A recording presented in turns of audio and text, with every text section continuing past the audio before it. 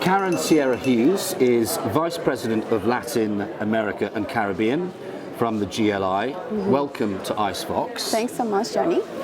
What's the main piece of advice that gaming businesses entering Latin America need to know?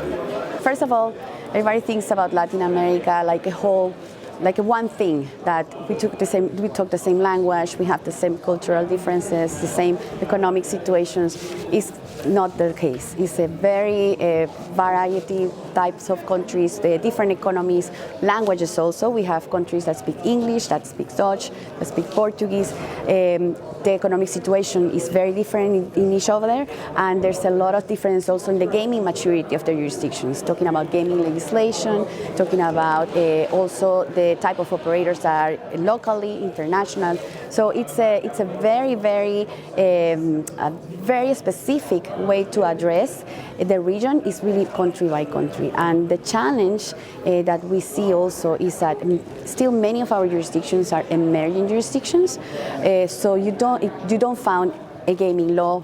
You don't find a gaming regulatory entity, designated regulatory entity still, for example, in Central America and some places in the Caribbean too.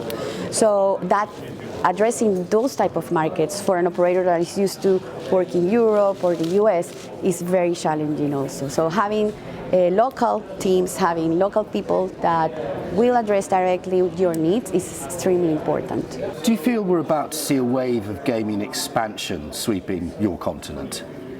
I think once again, it goes from country to country. Like there's very mature jurisdictions that call them like that in terms of gaming penetration, like Mexico. But on the other side, it's not so mature on the gaming legislation or regulation side, right? We have Brazil that is just coming up with maybe a new gaming law. We'll fix sports betting as an opportunity. It's a huge country, the biggest in Latin America, biggest population. So that will be definitely one great opportunity that still need to be explored.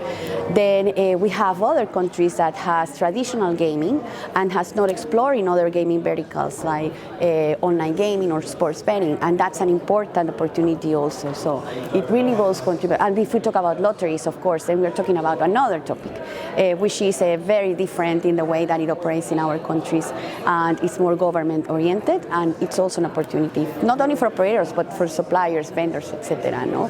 What are the most sort of important differences within the markets in Latin America, would you say, the actual differences rather than what you've got in common? Well, I will say the biggest difference is, let's say, the penetration in financial services. We talk a lot about that because it really impacts the way operators have to determine the way they are going to work in each country. And even the average in our region is 50%, you still have countries that has very good financial services penetration or jurisdiction, no? Like City of Buenos Aires is 85% financial services penetration. So it's understanding where those limitations are, so you know who to partner with to be successful. Some countries, retailers will be extremely important for the same reason. A full online gaming operation may not be so successful if you don't count with retailers, but that's not the case in every jurisdiction. It's something that has to do a lot with that differentiation. No?